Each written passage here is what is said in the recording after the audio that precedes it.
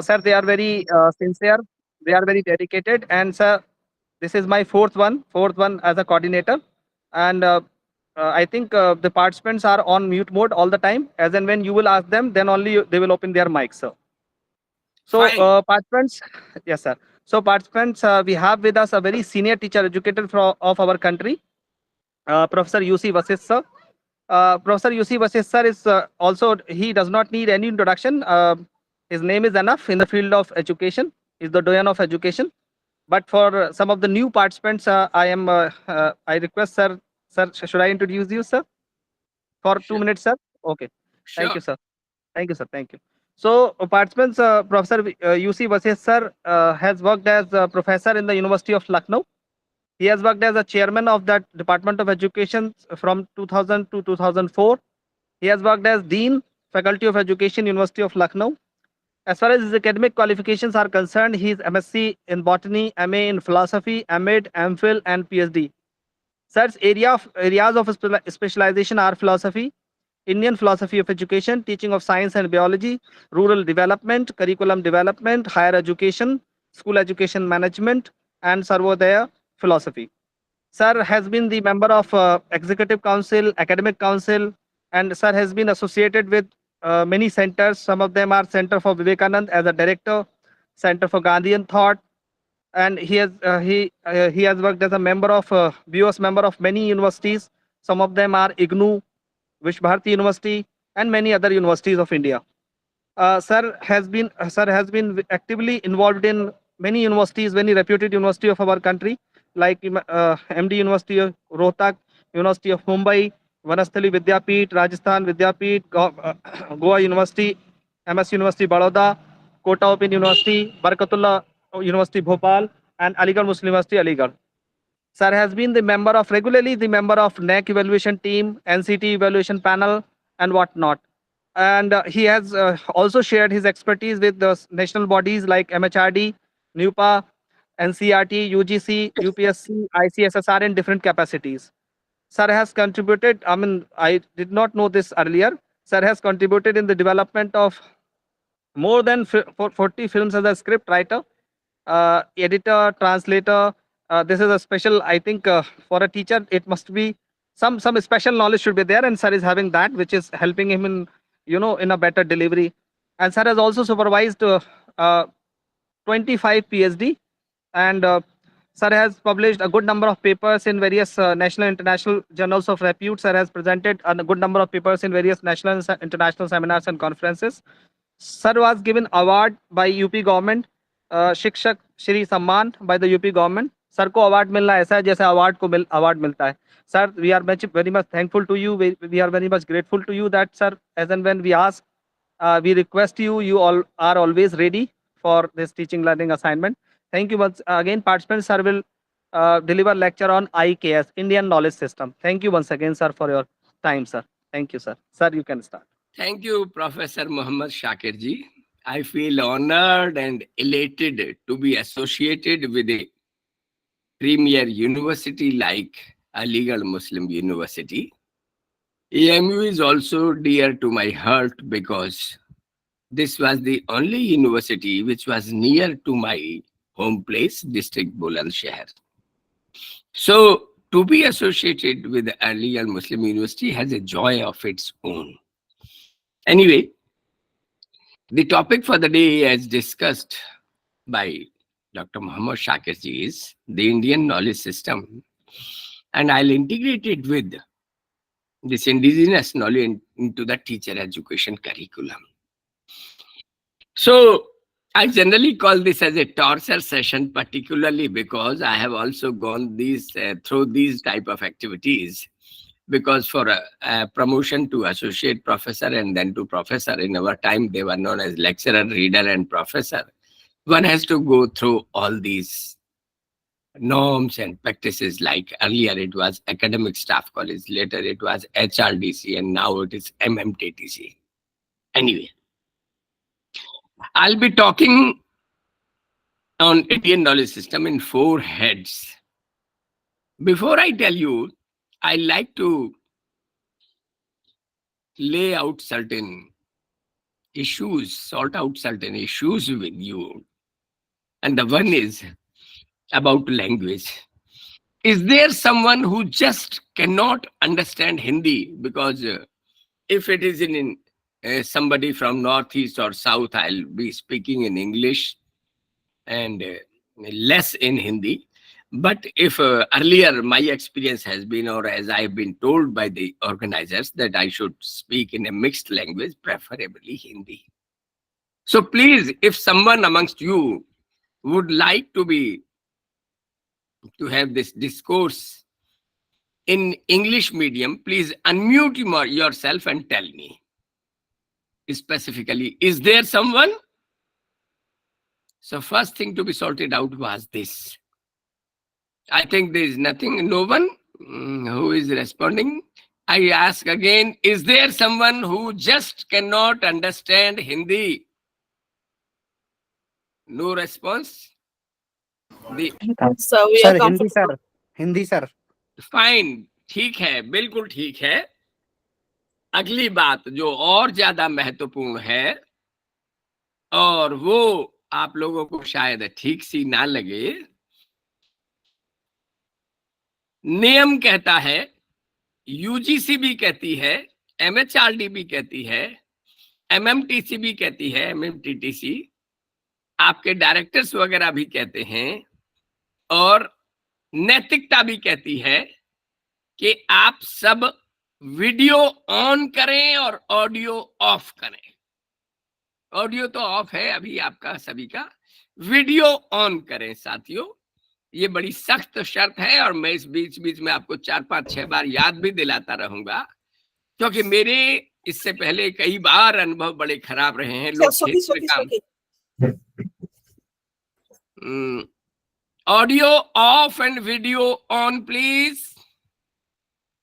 I repeat it again, everybody without failing none, बिना किसी अपवाद के सभी लोग वीडियो ऑन करें, ऑडियो ऑफ करें।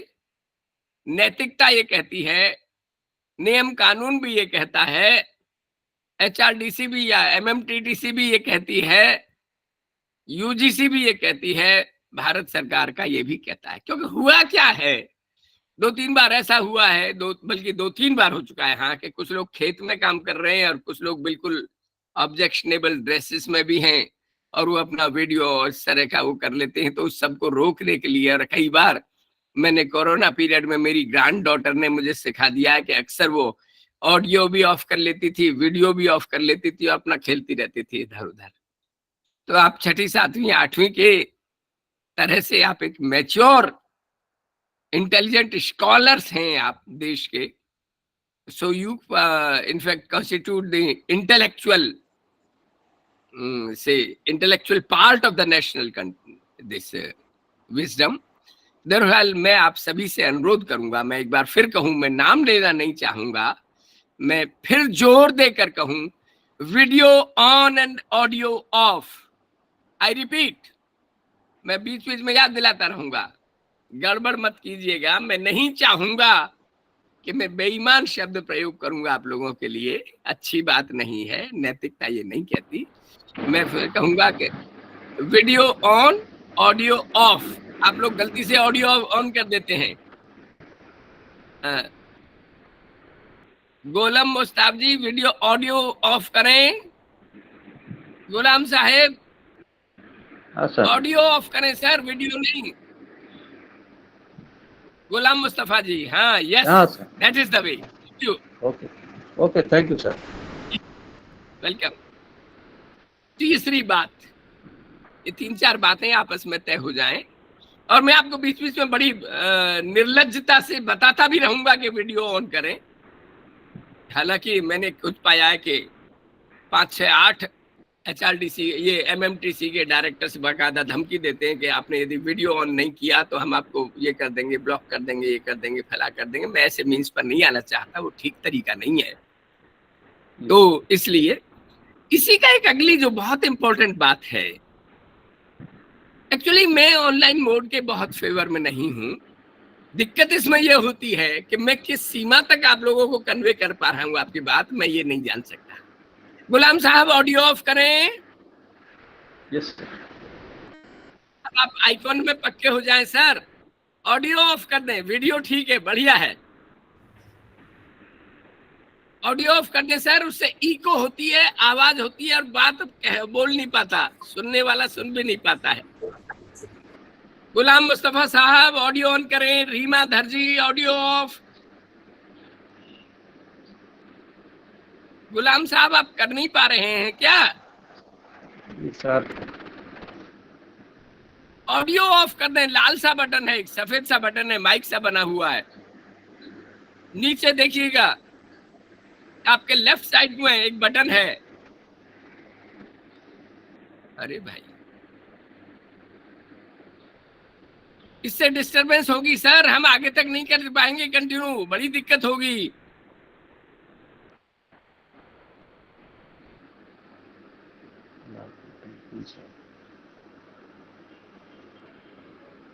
किसी की मदद ले लें, आसपास कोई हो तो। ओके। आवाज बहुत शोर मच रहा है, मैं मुझ तक सुनाई देना मुश्किल पड़ रही है। हाँ, यस। अब दिक्कत यह है कि गुलाम साहब का वीडियो ऑफ हो गया। खैर, तो ऑनलाइन मोड की जो एक कमी है उसका हम भरपाई करेंगे अंत में 10-15 मिनट में। मैं आपको, हम लोग देंगे, हर 10-15 मिनट में हम लोग डायलॉग करेंगे, बातचीत करेंगे। आप अपने आप को ऑडियो ऑन कीजिएगा, वीडियो तो ऑन रहेगा ही, and we will be having a in the question answer discussion session. मैं अपनी बातचीत दो और मुद्दे हैं।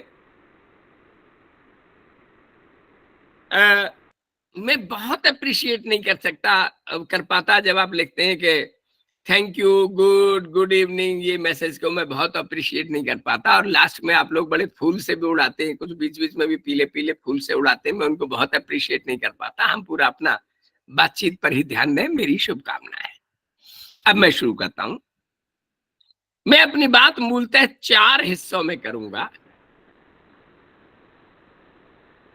पहली बात मैं कहूंगा जो इंडिया की बड़ी खास बातें हैं, इंडिया की जमीन की, इंडिया की धरती की, इंडिया के जो as a country there are certain special features जो भारत के हैं, सारी दुनिया में अलग से हैं। दूसरे हिस्से पर जो इंडियन नॉलेज हेरिटेज है, the Indian heritage in the form of विद्यास, उसकी 2-3 वो है, भाग है। पहला है कि जो हमारा गुरुकुल सिस्टम का बड़ा खास बात है, और गुरुकुल सिस्टम के बारे में हमारी बहुत सी मिसअंडरस्टैंडिंग्स हैं, मैं उनको क्लियर करूंगा। और फिर इसमें हमारी जो विद्याएं हैं, कुछ लोग 14 विद्या मानते हैं, कुछ लोग 18 विद्या मानते हैं, हम उनकी बात करेंगे। तीसरे हिस्से में जो इंडियन नॉलेज सिस्टम की कैरेक्टरिस्टिक्स हैं, हम उनकी बात करेंगे। और चौथे हिस्से में हम विभिन्न विषयों के अनुसार जो इंडियन नॉलेज सिस्टम में जानकारी है उसकी बात करेंगे, अलोंग विद द रेफरेंसेस। उसमें जो दुनिया भर में रेफरेंसेस हैं, उनकी 6-8 रेफरेंसेस की हम बात करेंगे। तो हम सबसे पहले शुरू करते हैं भारत की जमीन की, भारत के बारे में। हमारी जियोग्राफिकल बाउंड्रीज आप जानते हैं, इसमें बताने की जरूरत नहीं है, आप जानते हैं, कश्मीर से कन्याकुमारी और इधर बांग्लादेश से लगा हुआ, बांग्लादेश की साइड से जो हमारा त्रिपुरा ये क्षेत्र है, और इधर से लेकर हमारा पंजाब तक है, ईस्ट से वेस्ट व नॉर्थ से साउथ। एक से जो बड़ी रुचिकर जानकारी है, दुनिया का सबसे पुराना जीवंत शहर भी भारत में है। The oldest living city of the world, एक ऐसा शहर जो कभी समाप्त नहीं हुआ, जो प्राचीन काल से चलता आ रहा है, सतयुग, त्रेता युग, द्वापर युग और कलयुग में भी जो हजारों साल से चलता आ रहा है, वो बनारस हमारे उत्तर प्रदेश में ही है। आप गूगल में डालिए, आपको जानकारी मिलेगी। The oldest living city of the world is Banaras. दुनिया का सबसे पुराना जीवंत शहर बनारस है। ये हमें इसमें फक्र होना चाहिए। तो इसलिए जो वो एक अलग बात है कि बनारस की कल्चरल पृष्ठभूमि क्या है, इसका नॉलेज सिस्टम से क्या संबंध है, वो एक अलग बात है। दूसरा, हमारी हिस्ट्री ओरिएंटेड सोसाइटी है। मैं इस बारे में एक बड़ी प्रमुख बात बताना चाहूंगा, बड़ी महत्वपूर्ण है और आप लोग बड़ा इसको आपको आनंद आएगा। मैं एक सज्जन हुए हैं बाल गंगाधर तिलक, मैं इनको एक इंडिया का पॉलिटिशियन ही मानता था 4-5 साल पहले तक। फिर मैंने जाना, बल्कि 10 साल पहले मैंने जाना कि वो बहुत बड़े अच्छे एजुकेशनिस्ट भी थे, वो फिलोसोफर, वो प्रोफेसर भी थे डेक्कन कॉलेज में। और कालांतर में मुझे बाद में एक नई चीज पता चली, वो 4-5 साल पहले, वो बिल्कुल अनूठी थी, कि he was a top astronomist of India. उन्होंने क्या किया, वेद और उपनिषदों की एज निकालने के लिए वेदों में जो सेलेस्टियल मूवमेंट्स हैं, जो सितारों की स्थितियां हैं, तारे और सितारों की स्थितियों के लिए उन्होंने रिवर्स कैलकुलेशन चालू किया। और रिवर्स कैलकुलेशन का जो उन्होंने मेथड निकाला, उसका ब्रिटिशर्स ने भी उन्होंने किताब लिखी है, द आर्कटिक पीपल। बर्फीले क्षेत्रों में जो रूस के ऊपर जो लोग रहते थे उनके बारे में फिर उन्होंने निकाला निष्कर्ष। और कालांतर में फिर उन्होंने ये बताया कि वेदों की उम्र कम से कम 8 से 10,000 साल पुरानी है, कम से कम 8,000 और उससे ज्यादा। इस चीज को मुझे 2 और चीजों से बल मिला। मैंने बायोलॉजी में पढ़ा था, बॉटनी में, एमएससी बॉटनी में, कि दुनिया में जो गेहूं है, गेहूं आज से लगभग 10,000 साल पहले आया, लेकिन वेदों में गेहूं का बहुत कम वर्णन है। या तो अक्षत चावलों का वर्णन है या जौ का वर्णन है। और जौ के बारे में कहा जाता है कि ये गेहूं से भी पुरानी फसल है। तो दैट प्रूव्स, ये इसको बल्कि कोलैबोरेट हो रही है ये स्टडी, कि इंडियन जो वैदिक एज है वो बहुत पुरानी है। हम अलग से बाद में बात करेंगे वैदिक जो लिटरेचर है वो क्या है, कैसे है। हमारा एक बहुत प्राचीन और गौरवशाली इतिहास रहा है। दुनिया के सबसे पुराने इतिहास के साथ साथ the oldest written document on earth are also the Vedas, जो लिखित रूप में पाए गए हैं। कब लिखे गए ये नहीं बता रहे। The oldest written document Vedas have been written, हमें जो पाए गए हैं, they have been found 1200 BC, यानी 3200 साल पहले हमें मिले थे। उससे पहले कब लिखे गए, दे डू नॉट नो। क्या एक और चीज बड़ी खास वो है भारतीय धर्म, जिसकी मैं बाद में भी बात करूंगा, स्पिरिचुअलिटी और जो आदमी की प्रकृति है। आदमी की प्रकृति के बारे में मैं केवल इतना कहूं कि भारतीय सारी दुनिया में प्रसिद्ध हैं।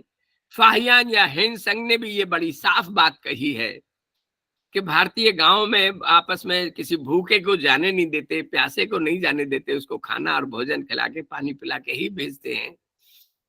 जेबीएस हेल्डेन एक बहुत विश्व प्रसिद्ध विद्वान रहे हैं, वैज्ञानिक रहे हैं। उन्होंने एक आर्टिकल में लिखा है साइंस एंड इंडियन कल्चर में, बड़ी साफ लिखा है उन्होंने, कि गर्मी की दोपहर में आप अपनी कार में भारत से कहीं गांव से निकल रहे हैं और आपके रेडिएटर में पानी कम है, तो न केवल आपको पानी, रेडिएटर को पानी मिलेगा, आपको भी पानी मिलेगा, आपको भी भोजन मिलेगा। तो कहेंगे कि आप आराम करके फिर जाइएगा। So that is Indian culture. थोड़ा हल्का सा मजाक में, लेकिन बहुत अलग नहीं है। वो पूछते भी हैं what is Indian culture, it is agriculture. क्योंकि आज भी अभी लेटेस्ट डॉक्यूमेंट 6-8 दिन पहले आया है, 67% of Indian population is directly और indirectly dependent on the agriculture sector. 67%, ये वर्ल्ड का बहुत हाई पॉपुलेशन है। खैर, हमारी मेंटेलिटी के बारे में बात करें, हम लोग भाग्यवादी हैं, अतिथि सत्कार करने वाले हैं। हम लोग बहुत आसानी से टॉलरेट करने वाले हैं चीजों को। वो कहते हैं ना, गाना भी है हमारा कि दुख भरे दिन बीते रे भैया। हम दार्शनिक हैं, अपनी वृत्ति से ही दार्शनिक है। Every Indian is a philosopher by default. कोई जापानी पत्रकार आए थे, उन्होंने कहा कि यहाँ का तो भिखारी भी दर्शन बढ़ाता है। भिखारी भी कहता है कि मेरे भाग्य में नहीं था, अगले जन्म में ये था, मैंने कोई पुण्य किए होंगे, पाप किए होंगे जो ये भिखारी बना। पाप की, पुण्य की, आत्मा की, परमात्मा की, जन्म की, पुनर्जन्म की बात करता है।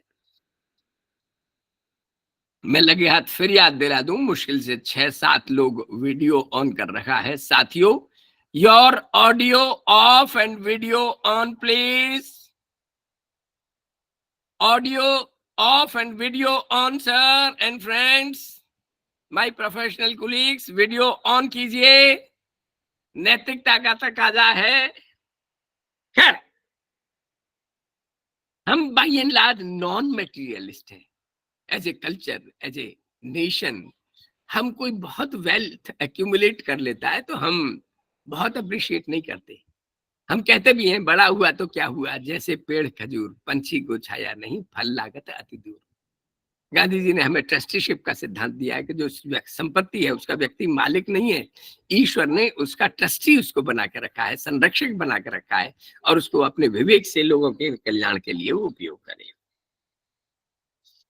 ठीक इसी तरह से हमारी अपनी पॉलिटिकल एंड इकोनॉमिक फिलॉसफी है। यहां मैं एक बात बड़ी अलग से कहना चाहूंगा। हमारे यहाँ प्रजातंत्र आज से कई हजार साल पहले था। गणपति, यूथपति, गणतंत्र, यूथतंत्र, ये शब्द हमारे यहाँ बहुत पुराने हैं।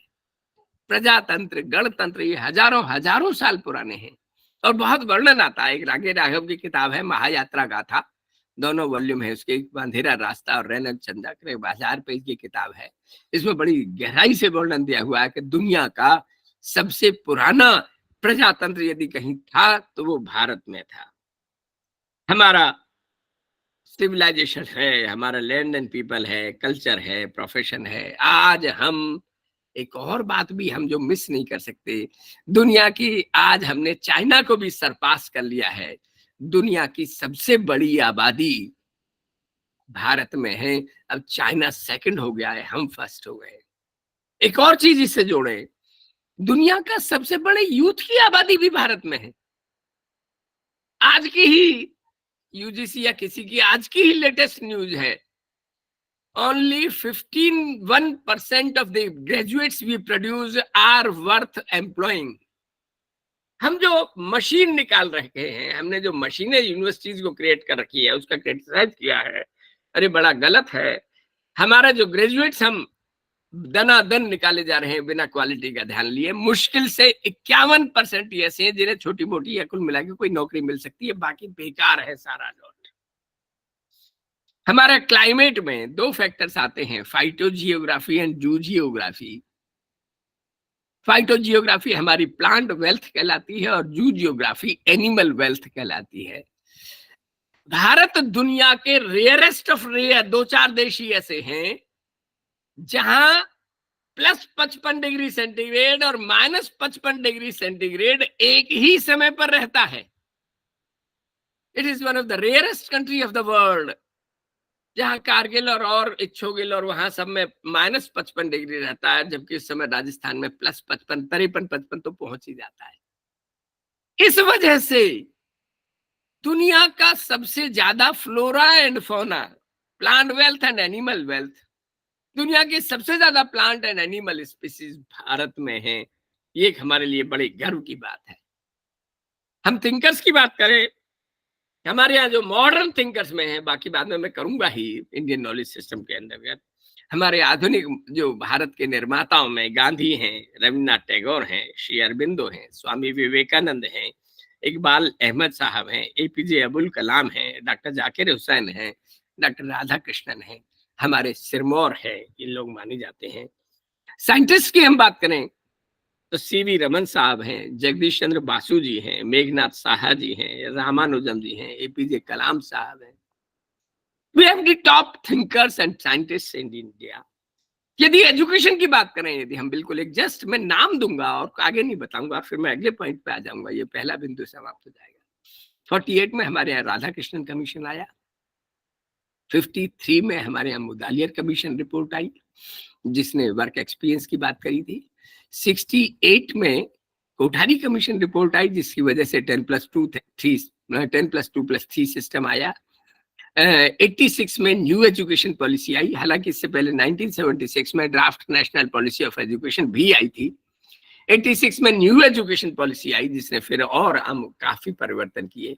91 में ये आचार्य राममूर्ति कमेटी रिपोर्ट आई में पूर्ण सम्मान और मतलब कहना चाहिए विनयशीलता से कहना चाहूंगा कि मुझे भी इसके 2 चैप्टर्स लिखने के लिए इनवाइट किया गया था। उसके बाद जनार्दन रेड्डी कमेटी रिपोर्ट आई, यशपाल कमेटी रिपोर्ट आई, 2005 में नेशनल करिकुलम फ्रेमवर्क आया, 2009 में नेशनल करिकुलम फ्रेमवर्क आया और अब NEP 2020 आई है। मैं जस्ट एक कमेंट और कर दूं फिर मैं आगे बढ़ता हूं। दोस्तों, मैं NEP 2020 के बारे में कह सकता हूं, इसके इम्प्लीमेंटेशन में हो सकता है 20 कमियां हों, और मैं ये मानता हूं कि इसका इम्प्लीमेंटेशन उस स्पिरिट से नहीं किया जा रहा है जिस स्पिरिट से करना चाहिए। लेकिन यदि आप गलती से इस डॉक्यूमेंट के 100 पेज पढ़ लें तो आपकी जो टीचर्स की अंडरस्टैंडिंग है, आपके जो स्टूडेंट की अंडरस्टैंडिंग है, आपके जो इंस्टीट्यूशन की अंडरस्टैंडिंग है, आपके जो कॉलेज और यूनिवर्सिटी की अंडरस्टैंडिंग है, आपके एजुकेशन सिस्टम की अंडरस्टैंडिंग है, उसमें इजाफा होगा और निश्चित रूप से एक आप बढ़िया बेहतर टीचर बन पाएंगे। इस डॉक्यूमेंट को एक बार गलती से पढ़ के देखिएगा, आपको आनंद आएगा। It's a wonderful document on Indian earth, Indian continent, सब कॉन्टिनेंट। इंडियन पार्लियामेंट में बिना किसी विरोध के ये डॉक्यूमेंट पास हुआ था और लोगों ने यही सवाल उठाए थे कि किस अच्छाई तक आप इसको पूरा लागू कर पाएंगे, ये इस पर बहुत डिपेंड करेगा। सो मेरा आपसे अपील होगी कि आप इसको पढ़ें और आनंद लें। अब मैं दूसरे सिस्टम पर जाता हूं, दूसरा हिस्सा, द इंडियन नॉलेज हेरिटेज।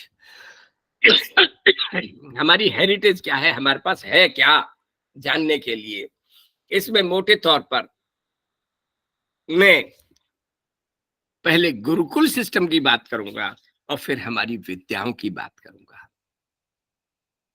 दोस्तों, आज भी भारत में 1000 से ज्यादा गुरुकुल चल रहे हैं।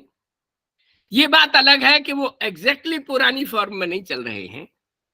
यहां एक चीज और बहुत इंपॉर्टेंट है कि हर चीज पुरानी अच्छी नहीं होती, हर चीज पुरानी खराब भी नहीं होती, हर नई चीज भी अच्छी नहीं होती, हर नई चीज खराब भी नहीं होती। तो इसको जो अच्छा लगे उसने अपना लेना चाहिए।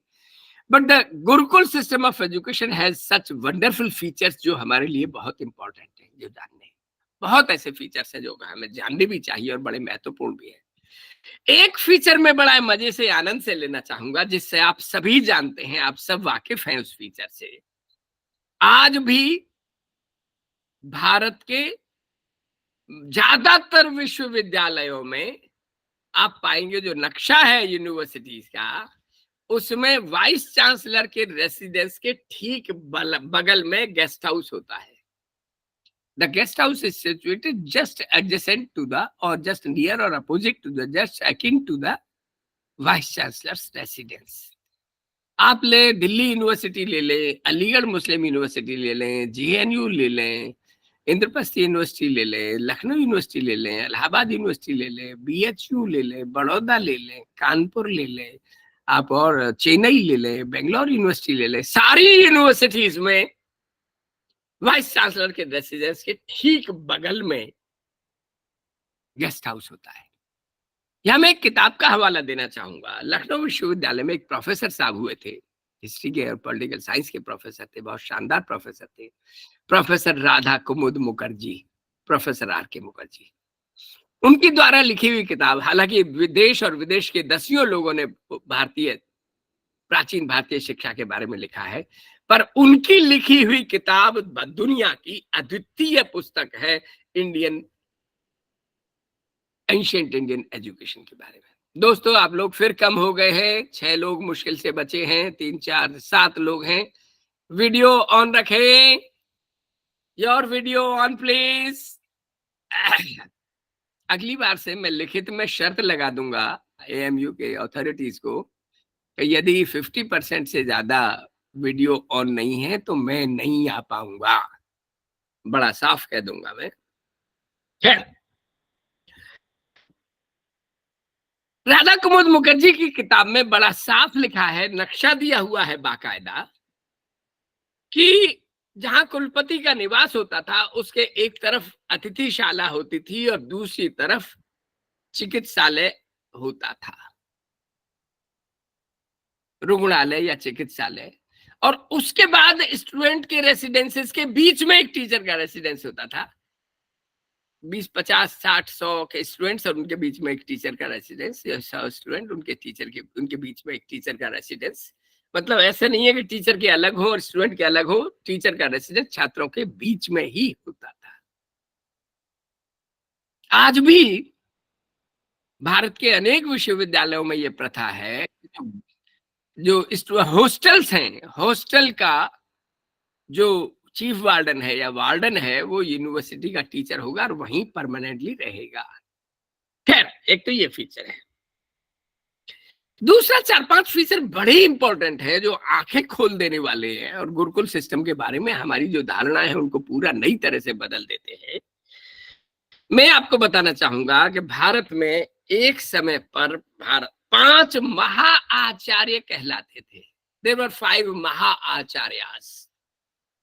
दोस्तों, आपको हैरानी होगी, आज भी दुनिया भर की शिक्षा व्यवस्थाओं में ऑक्सफोर्ड ले लो, कैम्ब्रिज ले लो, मैसाचुसेट्स ले लो, येल यूनिवर्सिटी ले लो, टॉप यूनिवर्सिटीज ले लो, किसी में भी इतनी ताकत नहीं है कि 5 क्या एक भी महाआचार्य या महागुरुकुल हो सके।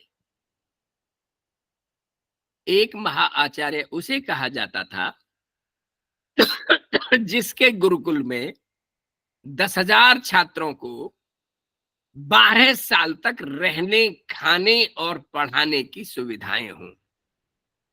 A Mahacharya was one who had the capacity and the capabilities for boarding, lodging and educating 10,000 students for 12 years. रहना, खाना और पढ़ाना। ऑक्सफोर्ड, कैम्ब्रिज वगैरह जितनी भी टॉप यूनिवर्सिटीज है, येल है या फ्रांस है या लंदन है, इतनी ताकत नहीं है कि 10,000 छात्रों को 12 साल तक रख सकें, पढ़ा सकें, खिला सकें। ये बहुत बड़ा हमारे यहाँ था। एक चीज और थी बड़ा बढ़िया, ये 5 महाआचार्य साल में एक बार महीने भर के लिए भारत में किसी एक स्थान पर इकट्ठे होते थे और महीने भर में दुनिया का कोई भी आदमी आकर उनका घुस सकता था 24 घंटे में कभी भी, और उन्हें उठा सकता था और अपने सवाल पूछ सकता था। और ये 5 महाआचार्य साल में एक बार महीने भर के लिए इकट्ठे होकर देश और दुनिया के हर चीज के बारे में, फसल के बारे में, एग्रीकल्चर के बारे में, मौसम के बारे में, राजनीति के बारे में, अर्थव्यवस्था के बारे में, सामाजिक व्यवस्था के बारे में, नैतिकता के बारे में आद्योपांत पूर्ण रूपेण अध्ययन करते थे, चिंतन करते थे।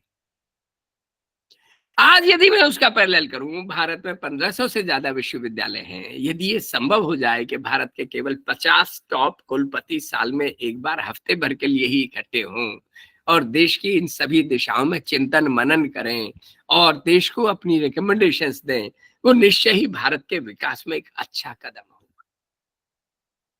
खैर, अगली बात जो मैं इन महाआचार्य के इन गुरुकुल के बारे में बताना चाहूंगा जो फिर विलक्षण है। मैं फिर कहूंगा 3, अब मुश्किल से 6-7 बचे हैं। फिर audio off and video on please. अब मैं नाम लेना शुरू करूंगा, अच्छा नहीं लगेगा तो हम सबके लिए ज्यादा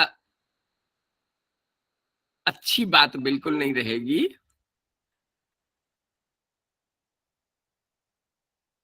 All of us have your video on and audio off. यदि आप नहीं करेंगे तो मैं 10 मिनट बाद छोड़ के चला जाऊंगा साथियों, अच्छी बात नहीं है ये, डोंट डू इट। एक और खास बात, हम लोगों को ये मिसअंडरस्टैंडिंग दी गई है कि ये गुरुकुल केवल स्कूल व्यवस्था थी, at best higher secondary school की व्यवस्था थी। 12 साल के बच्चे को 12 साल के लिए पढ़ने भेज देते थे और 12 साल गुरुकुल में रहकर पढ़ता था और ज्यादा से ज्यादा बस स्कूल वगैरह टाइप का कुछ पढ़ के आ जाता था। हाँ, ये बात ये है, सही है कि हर कोई गुरुकुल नहीं जाता था, Gurukul education was not compulsory, ये तो सच है। लेकिन ये गलत है कि ये केवल स्कूल एजुकेशन था। It was a complete integrated full fledged education system. ये एक पूरी तरह से एकीकृत, कंबाइंड, इंटीग्रेटेड शिक्षा व्यवस्था थी जिसमें प्राइमरी, सेकेंडरी और टर्शरी तीनों प्रकार की शिक्षा समाहित थी। इसका जो एक उदाहरण है वो फिर मैं एक विश्व स्तर पर बात करूं, दुनिया का एक भी विश्वविद्यालय ऐसा नहीं है जो इतनी कंप्लीट एजुकेशन, इंटीग्रेटेड एजुकेशन दे सके। इन गुरुकुलों में कम से कम 18 और ज्यादा से ज्यादा 25 विषय पढ़ाए जाते थे पहली कक्षा से ही। पहली दूसरी का भेद ही नहीं था। The students were made to learn minimum 18 and maximum 25 subjects. वेद, वेदांग, उपवेद, कल्प, छंद, निरुक्त, व्याकरण, मृग विद्या, सर्व विद्या, चिकित्सा शास्त्र, विधि शास्त्र और पता नहीं क्या क्या पढ़ते थे बच्चे। आज दुनिया में एक भी विश्वविद्यालय ऐसा नहीं है जहां 25 छोड़, 18 छोड़, 12 छोड़, 5-8 विषय भी साल में, पूरे सालों में 3-4 साल में पढ़ता हो। तो इसलिए अपने आप में एक बड़े यूनिक विश्वविद्यालय थे, अपने आप में बड़े अनूठे विश्वविद्यालय थे। एक और बड़ी खास बात जो बहुत इंटरेस्टिंग है,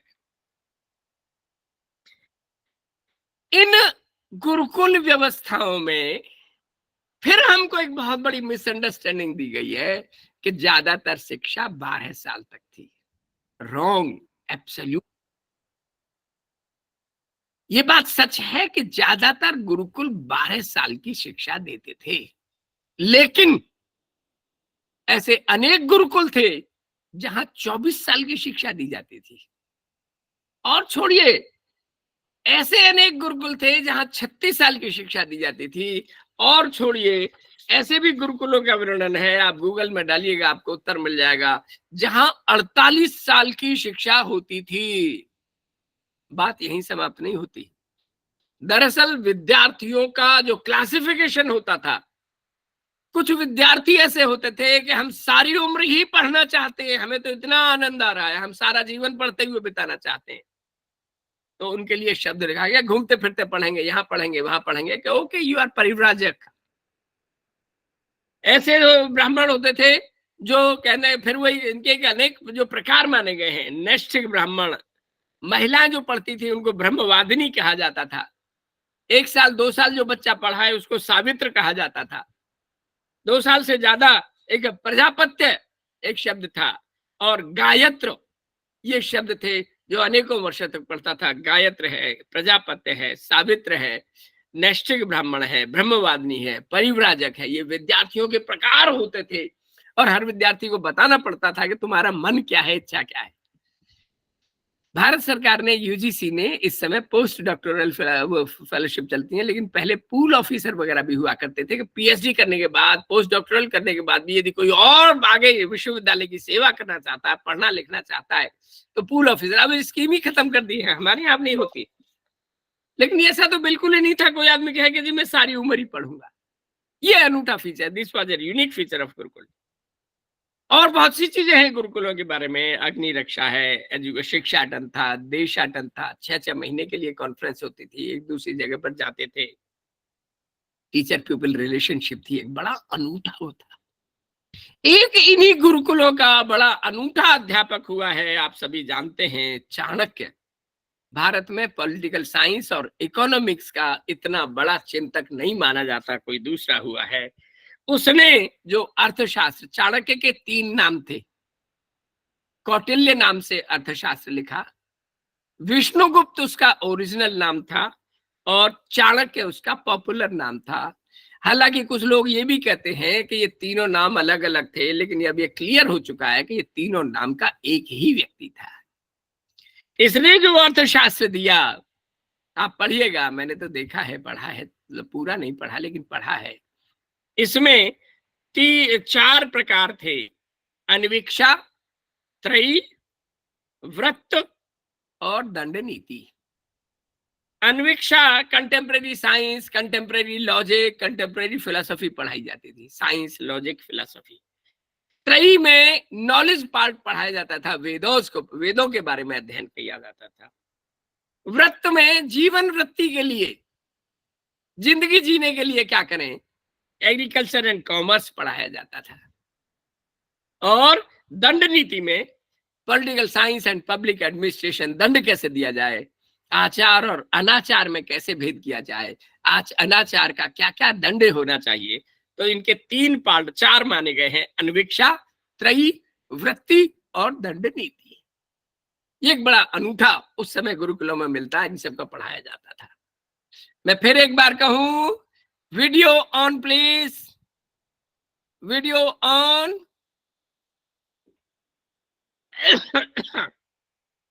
अब हम बात करते हैं भारतीय विद्याओं की बात। कुछ लोग कहते हैं 14 विद्याएं थी, कुछ लोग कहते हैं कि 18 विद्याएं थी। तो हम सारी पढ़ लेते हैं, सारे काम चल जाएगा। तो पहले हम 14 विद्याओं को जान लें, जो इंडियन नॉलेज सिस्टम का पार्ट है, इंटीग्रल पार्ट है। बिना उसके इंडियन नॉलेज सिस्टम को हम नहीं जान सकते। 14 विद्याओं में सबसे पहली 4 विद्या हमारे वेद माने गए हैं। वेद 4 हैं, ऋग्वेद, यजुर्वेद, सामवेद और अथर्ववेद। ऋग्वेद पूजा वगैरह की स्तुतियों का वर्णन करता है। ऋचाएं श्लोकास और द कपलेट्स, वी से कपलेट्स, ऋचा श्लोक या कपलेट हम कहते हैं इस रूप में। ऋग्वेद स्तुतियों की, पूजा करने की प्रार्थना करने की विधियों के बारे में बात करता था। यजुर्वेद कर्मकांड की बात करता था कि व्यक्ति किन कर्मकांडों का पालन करे। सामवेद गाया जाता था। पूजा पाठ और कर्मकांड इन दोनों को मिलाकर एक सामवेद बनाया गया एक तरह से। और चौथा अथर्ववेद सबसे लास्ट में था। ये जीवन की सारी विधाओं की चर्चा करता था। अथर्ववेद के बारे में 2-3 बातें बड़ी प्रमुख हैं। अथर्ववेद सबसे बड़ा, सबसे लंबा चौड़ा और सबसे ज्यादा व्यापकता लिए हुए है। अथर्ववेद में आपको ये भी वर्णन मिल जाएगा कि बच्चे के जन्म के समय क्या करें, मृत्यु के समय क्या करें, संस्कारों के समय क्या करें, शादी के लिए क्या करें। ये सब विभिन्न प्रकार के। एक और खास बात है, चोर घुसाए तो क्या करें, सांप घुसाए तो क्या करें। रोजमर्रा के आचार विचार के बारे में ये बात करता था अथर्ववेद। अथर्ववेद की एक और बड़ी खास बात है जो काल के बारे में कहा जाता है। अथर्ववेद जो है वो एडिट किया गया था अथर्व ऋषि द्वारा। द सीयर अथर्व ऋषि ने इसको एडिट किया था। He was the chief editor. और एक और बड़ी खास बात है इन सारे वेदों के बारे में, इंक्लूडिंग अथर्ववेद, ये सब dozens and dozens of ladies have also contributed to the writing of the Vedas, all 4 Vedas. सभी 4 वेदों के लिखने में अनेकों नारियों का भी हाथ रहा है। एक और खास बात, हर वेद के 4 पार्ट होते थे। 4 पार्ट हर वेद के, ब्राह्मण, अरण्यक, संहिता और उपनिषद। ब्राह्मण, अरण्यक, संहिता और उपनिषद। इसमें जो लास्ट पार्ट था उपनिषद, कालांतर में उसका ही विवेचन करके उपनिषद लिखे गए। उनकी हम बाद में बात करेंगे। उपनिषदों का चलिए मैं थोड़ा सा यहीं बता देता हूं, बड़े आसान रहेगा, थोड़ा यहीं बताना ठीक रहेगा। टोटल हमारे यहाँ 108 उपनिषद माने गए हैं। इन उपनिषद में 5-6 उपनिषद तो 1-1, 2-2 पेज के हैं बस। मुश्किल से 6-8 श्लोकों का एक उपनिषद हो गया। और इनमें कहा जाता है कि आप जरूरी नहीं है कि 108 उपनिषद पढ़े, 108 उपनिषद के मास्टर हों। इनमें से कुछ लोग कहते हैं कि 18 प्रिंसिपल उपनिषद हैं, कुछ लोग 12 या 14 मानते हैं, कुछ लोग 10 उपनिषद मानते हैं, कुछ लोग 8 भी मानते हैं। भारतीय विद्या भवन बॉम्बे ने 8 उपनिषद को निकालकर एक किताब निकाली है, 8 उपनिषद या 8 प्रिंसिपल उपनिषद। तो कुछ लोग 8 भी मानते हैं। इनके नाम बहुत प्रसिद्ध हैं, आप में गूगल में डालें आपको सारे मिल जाएंगे, इसको पूरा बाकायदा मिल जाएंगे। यदि हम इसमें 2-4 के नाम मैं यदि लेना चाहूं, प्रश्नोपनिषद, कठोपनिषद, केनोपनिषद, मुंडकोपनिषद, श्वेताक्षरोपनिषद, बृहदारण्यकोपनिषद वगैरह वगैरह। उपनिषदों के बारे में एक और बड़ी खास बात है। उपनिषद वेदों की आइडियाज को चर्निंग करके, मंथन करके, अध्ययन, चिंतन और मनन करके जो सार निकला है ब्रह्म के बारे में, ईश्वर के बारे में, जीव जगत और माया के बारे में, उपनिषदों के दो प्रकार का एक मंथन हुआ। सच बात यह है, ये हम इसमें बाद में भी बात करेंगे। एक में जो हम बाद में ही बात करेंगे, सच बात यह है कि जो दर्शन की जब बात आएगी तब आएगी। एक में उपनिषदों के कर्मकांड आधारित निकले, और उपनिषद नहीं, सॉरी, जो व्याख्याएं की गई, वेदों की व्याख्याएं दो प्रकार से की गई, कर्मकांड पर आधारित व्याख्याएं और कर्मकांड पर अनाधारित व्याख्याएं की गई है। खैर, तो ये हुए 4 उपनिषद, 4 विद्याएं ये हुई। अगली आती है सीधी 6 विद्याएं जिनको हम वेदांग कहते हैं। क्या मैं, हालांकि नंबर इस समय अच्छा है, 10-11 लोग हैं, आप 3-6, 3-9, 10। कृपया और लोग भी वीडियो मोड में आ जाएं जनाब। May I request you all to please come in the video mode.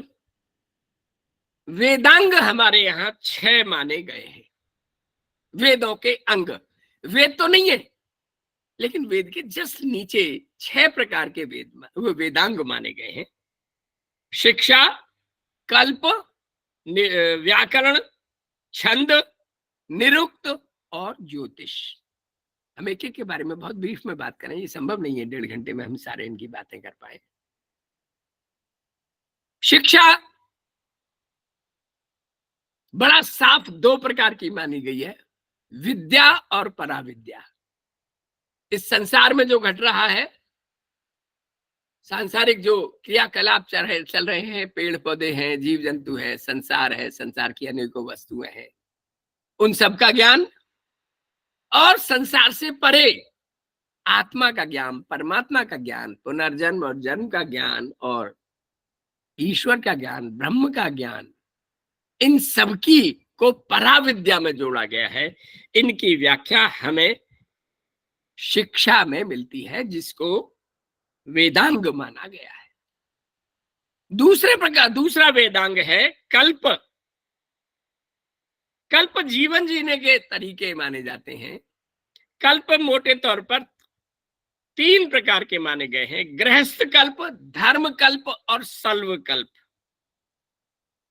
जिंदगी कैसे दी है, जिंदगी जीने के तौर तरीके क्या है, ये हमें कल्पों से जानकारी मिलती है। एक होता है व्याकरण, ग्रामर, जो पुरानी पाणिनि से भी पहले जो ग्रामर पढ़ाई जाती थी, वो ग्रामर में क्या मैसेज है, क्या रूल्स हैं। आज भी बहुत से रूल्स जो कि त्यों अप्लाई किए जाते हैं, कुछ लोग उसी के अनुसार लिखते हैं।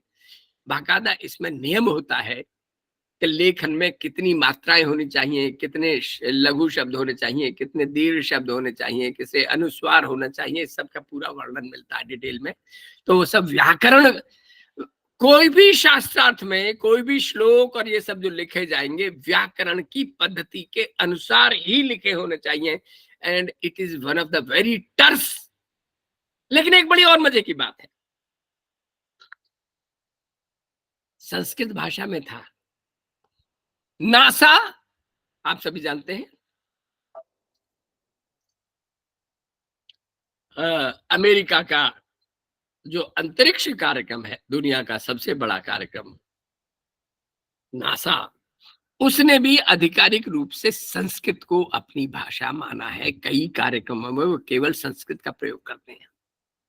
संस्कृत की एक और बड़ी खास बात है, आपने सबने पढ़ी होगी व्याकरण में, जो पढ़ते ना वो लोग, सतौते तम तांते ताभ्यामते विभक्ति है, ये सब पढ़ा होगा आपने, उस सबको आपने देखा होगा। तो उस सबका पूरा नियम है। और इसका सबसे बड़ी इंटरेस्टिंग बात यह है कि ज्यादातर केसेस में उल्टा पढ़ लो, सीधा पढ़ लो, शब्द का क्रम बिगाड़ दो, मीनिंग नहीं बदलेगा, the meaning remains the same. ये एक बड़ी ब्यूटी है संस्कृत भाषा की। इसीलिए नासा ने संस्कृत भाषा को अपनी एक आधिकारिक भाषा के रूप में अडॉप्ट किया है। तो वो व्याकरण पर आधारित दुनिया की सबसे टर्स और सबसे इंटरेस्टिंग और रुचिकर व्याकरण हमारी मानी गई है। छंद कैसे लिखे जाएं, पोइट्री कैसे लिखी जाए। छंद राइटिंग में पिंगल सूत्र और छंद्र सूत्र दो प्रकार के सूत्र होते हैं। ये सूत्र कैसे लिखे जाएं, इसका तौर तरीका क्या है, इसका नियम कानून क्या है, ये सब हम छंद में जानते हैं। फिर शब्द मीमांसा, एटाइमोलॉजी, शब्दों के क्या अर्थ है, शब्दों की उत्पत्ति और व्युत्पत्ति कैसे होती है, उसको हम निरुक्त में पढ़ते हैं, जिसको यक्ष ज्ञान कहा जाता है। तो वो सब हम निरुक्त में पढ़ते हैं। और छठा वेदांग है ज्योतिष, जो कि मैं और आप सभी जानते हैं कि ज्ञान का आगे के इसके लिए मतलब भविष्य के लिए सितारों और तारों की स्थिति के अनुसार व्याख्या करना, ये सब ज्योतिष शास्त्र में आता है। ये दो गई 6 विद्याएं, 4 वेद और 6 वेदांग, कुल मिलाकर 10 विद्याएं हो गई। 11वीं विद्या हमारे यहाँ इतिहास माना गया है। इतिहास में 3 चीजें हैं प्रमुख रूप से। सबसे पुराना इतिहास का हमारे यहाँ माना जाता है कि रामायण इतिहास का अंग है। रामायण के बारे में पढ़ना, महाभारत के बारे में पढ़ना, और पुराण मोटे तौर पर ये तो 18 पुराण माने गए हैं। यक्ष पुराण है, गरुड़ पुराण है, पर मोटे तौर पर 2 पुराण है, विष्णु पुराण और भागवत पुराण। 18 पुराण है। अब मैं उनकी डिटेल में नहीं जाऊंगा, और क्योंकि पुराणों के बारे में फिर यही कहा जाता है कि पुराण जो है वो उनकी ऑथेंटिसिटी को हम क्वेश्चन कर सकते हैं, लेकिन वेदों की ऑथेंटिसिटी को हम सवाल नहीं उठा सकते।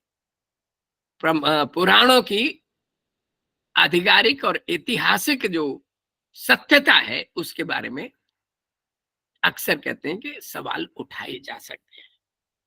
तो ये जो 3 प्रकार की विद्याएं हैं या 3 प्रकार का इतिहास है, विद्या एक ही हुई। इतिहास की जो विद्या है, रामायण, महाभारत और पुराण। इसमें महाभारत के बारे में एक बड़ा बढ़िया बात कही जाती है। मैं आपको बता दूं कि महाभारत का जो सीरियल लिखा गया था वो AMU के प्रोफेसर साहब ने उसकी स्क्रिप्ट लिखी थी, डॉक्टर राही मासूम रजा। AMU में लिखने के पढ़ाई करने के बाद वो बीच में ही छोड़कर बंबई चले गए थे, और इसकी एक बड़ी रोचक इंटरेस्टिंग कहानी है। मैं उस कहानी की डिटेल में नहीं जाऊंगा। इसके सीरियल के द्वारा उन्होंने कहलवाया है, कहा है कि जो दुनिया में कहीं नहीं है वो यहाँ है, और जो यहाँ है वो कहीं नहीं है। बहुत इंटरेस्टिंग कमेंट महाभारत के बारे में कहा जाता है। तो ये हुई इतिहास। 11 विद्या हो गई। 12वीं विद्या माना गया है धर्मशास्त्र। धर्मशास्त्र, धर्म क्या है ये फिर वो उसका व्याख्या करते हैं, अलग तरह से व्याख्या करते हैं। वो बड़ा साफ कहते हैं, धारयते इति धर्म है। जिसको भी धारण किया जाए वो धर्म है। मन, वचन, कर्म, विचार, सोच, चिंतन, मानसिकता, दृष्टिकोण, कपड़े वगैरह जो कुछ भी हम धारण करते हैं, whatever we owe, whatever we attain, whatever we have, वो हमारा धर्म है। बहुत व्यापक परिभाषा है, धारयते इति धर्म है। इसमें मोटे तौर पर फिर 4 प्रकार की बात की गई है: आचार, विचार, प्रायश्चित और दंड। विचार कैसे हो, व्यवहार आचार कैसा हो, प्रायश्चित कैसे करें हम, और दंड कैसे दिया जाए। आचार, विचार, प्रायश्चित और दंड।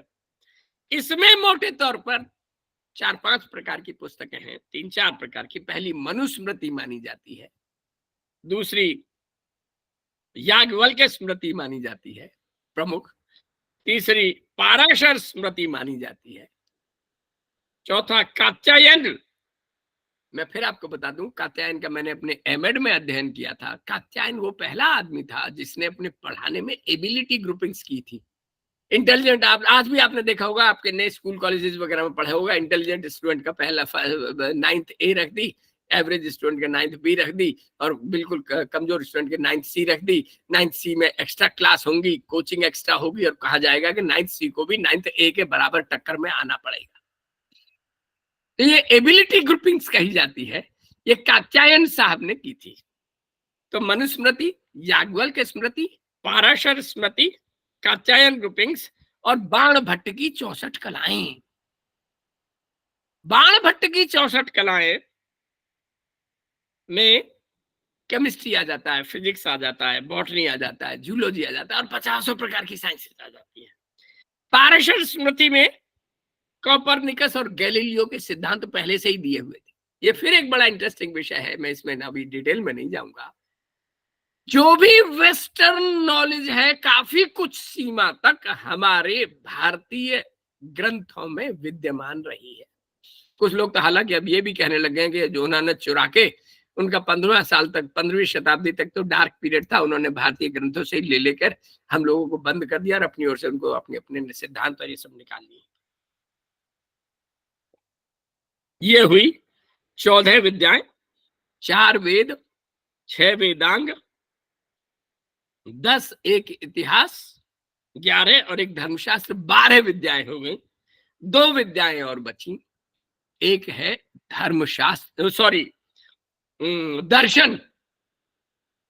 13वीं विद्या दर्शन माना गया है। 14वीं विद्या दर्शन का ही एक अंग है, न्याय, वो भी एक अलग से विद्या माना गया, लेकिन हालांकि हम लोग भारतीय दर्शन में दर्शन के अंतर्गत ही उसको पढ़ते हैं। तो 13वीं विद्या हो गई क्या ना दर्शन और 14वीं विद्या हो गई न्याय। अब हम दर्शन की बात करें, भारत में जो दर्शन है वो आज की तारीख में हम 2 हिस्सों में बांटते हैं, Orthodox and unorthodox, traditional and modern. Traditional में 6 दर्शन हमारे रहे हैं, 6 दर्शन, 6 फिलोसफीज, जिनको षड दर्शन भी कहा जाता है। षड दर्शन के जो नाम हैं, सांख्य, योग, न्याय, वैशेषिक, पूर्व मीमांसा और उत्तर मीमांसा। मैं फिर रिपीट करूं, सांख्य योग एक युग्म है, न्याय वैशेषिक दूसरा युग्म है, पूर्व मीमांसा और उत्तर मीमांसा दूसरा युग्म यानी जोड़ा है। 3 जोड़ों में 6 दर्शन को भी भारतीय दर्शन का हिस्सा माना गया है।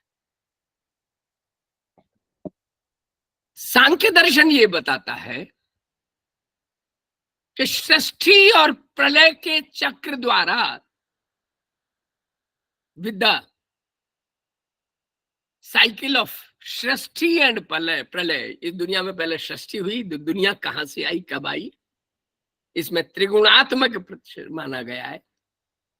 पहले पुरुष था, उसके बाद प्रकृति आया, फिर महत आया, फिर अहंकार आया, अहंकार से फिर हमारे इधर मन आ गया, और फिर 5 तन्मात्राएं, 5 ज्ञान इंद्रिया, 5 कर्म इंद्रिया और 5 पंच महाभूत। तो इस तरह से कुछ लोग इसलिए भी कहते हैं कि ये 21 और 4 25 संख्याओं का खेल है।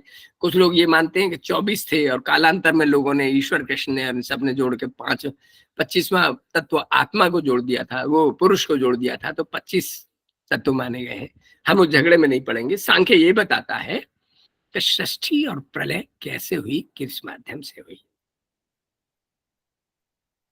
कपिल मुनि द्वारा सांख्य दर्शन प्रतिपादित किया गया था। योग दर्शन हालांकि 2 माने जाते हैं भारत में। एक प्राचीन योग दर्शन, मूल योग दर्शन वशिष्ठ योग माना जाता है। राजा रामचंद्र जी के जो गुरुजी थे वशिष्ठ जी, उनके द्वारा लिखा गया ग्रंथ वशिष्ठ योग दर्शन है, जो आज हमें उपलब्ध है। महात्मा भगवान दास यदि आपने देखा हो, बहुत बड़े वकील थे भारत के और बहुत बड़े चिंतक भी थे। सुप्रीम कोर्ट के बगल में जो सड़क है उसका नाम आज भी महात्मा भगवान दास रोड कहा जा गया है, भगवान दास रोड कहते हैं उसको।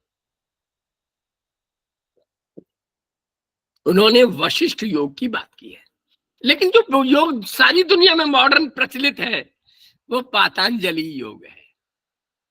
पातंजलि ऋषि ने इसकी व्याख्या की थी और इसका पहला सूत्र है चित्त वृत्ति निरोध इति योग दर्शनम। चित्त की वृत्तियों का निरोध करने को ही योग दर्शन कहते हैं। चित्त को उसकी वृत्तियों में जाने से रोकना, नियंत्रण करना ही योग कहलाता है। योग के 8 अंग माने गए हैं, इसलिए इसको अष्टांग योग कहते हैं। मैं फिर डिटेल में नहीं जाऊंगा, आप गूगल में पढ़ सकते हैं, क्योंकि ये संभव नहीं है कि 1.5 घंटे में ये सब पूरा कर पाए। यम, नियम, आसन, प्राणायाम, प्रत्याहार, धारणा, ध्यान और समाधि, ये 8 अंग माने गए हैं। यम, नियम, आसन, प्राणायाम, ये बाह्यांग हैं, ये बाहर से हैं। प्रत्याहार, प्रति आहार, अब हम बाहर से भोजन ना लेकर अंदर से भोजन लेंगे। प्रत्याहार बीच का माना जाता है 5वां। धारणा, ध्यान, समाधि, अंदर से जो हम एनर्जी ले, अंदर की ओर जो हम चिंतन करें, इस बारे में एक बहुत शानदार, दुनिया की सबसे शानदार किताब लिखी गई है, दृग दृश्य विवेक, आचार्य शंकराचार्य द्वारा। उसका आप अध्ययन कीजिएगा, आपकी आंखें खुल जाएंगी कि वो दृग दृश्य विवेक में कैसे प्रत्याहार से अंदर की धारणा, ध्यान और समाधि की ओर ले जाते हैं।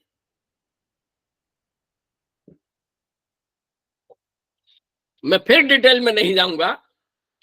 यम 5 माने जाते हैं, शौच, संतोष, तप, स्वाध्याय, निध्यासन। नियम मैं फिर वही माना, सॉरी ये उसमें ये उल्टा कह रहा हूं मैं शायद। उसमें वो है कि सत्य, अहिंसा, आस्ते, अपरिग्रह और ब्रह्मचर्य।